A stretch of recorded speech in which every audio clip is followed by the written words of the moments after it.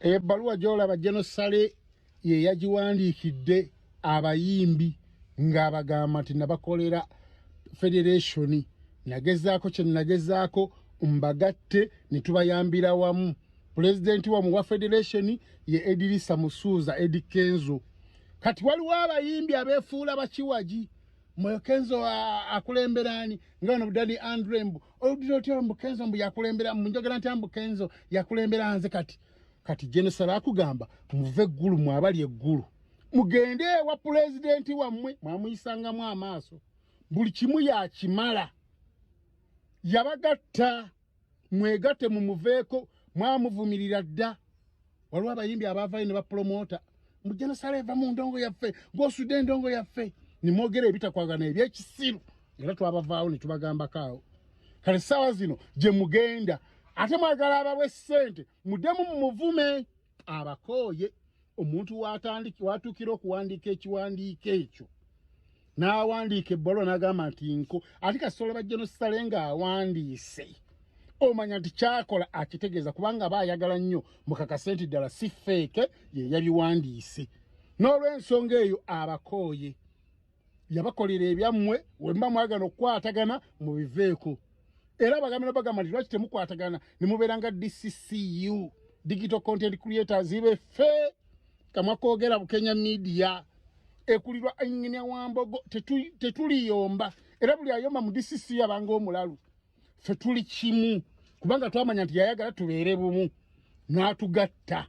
Nammwe kye muba mukola mumuveeko si bule munafuna ebizibu ng'odduka ggulu mwamuvumavuma dda nti nno yamenye yasse endongo yammwe si muyimbi si promota nye mujjudde eggulu omusajja abakooye naffe ayinza okukera kumakya n'atukoowa naye nammwe abakooye ffe tonnaba twatulira ffe akyatuwaana bwanyi nti ffe tuli kitole nammwe yabakolera federation yammwe ffe tugenda ono emutundu nga tulaba abayimbi ku jam session ku Lwokubiri ngolaba abayimbi bamu nabamu be bajja abalanga bo bafuta dda bampaati Kenzo akulira kati Kenzo yerida wammwe mwino kubeera wansi wa Kenzo bate muli temukiza kubeera wansi wa Kenzo ewasale muveeyo muyimbe.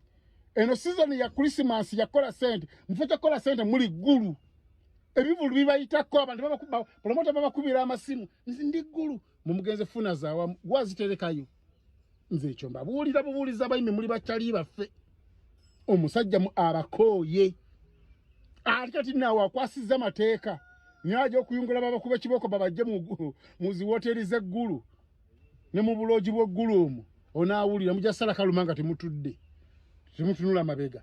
So ensonga eri emu mukanye n'obukulembeze obuliwo nti Kenzo ye pulezidenti waffe wuyo atukira ddala kati wa pulezidenti w'eggwanga senior presidential advisor mumwekwate mujja funa bye mwagala byonna. Mwafuna omukisa ndi Kenzo wa Museveni takonkona abagenze muwabulaye muwabuziwa mwe bannabitone eri eggulu yabatadda federation neeruma obukulembeze bonna federation weebuli kati oba tosobola kubeera mu federation naye muveeko eggulu mumuveeko mugende muyimbe endongo yammwe. Ekirungi mwagamba nti yagitta kati mumwesonyiire ddala yagambye sinze nze just nyongerayo ddoboozi ali bayinza okuyigira egwayina ki oli musiru nze nyongera ddoboozi lya Genosale kyayogera naye abasajja abo nze mbakkiririzaamu omuntu yagenda n'alwana emyaka 6 nze mbakkiririzaamu bali determined so kati kyayogera aba akyogedde akooye Bukenya Media Amina Engineer Wambogo kyekyo nyweza kintu kyaffe ki DCCU ffe tugende mu maaso nga tuli wamu tetwekutula.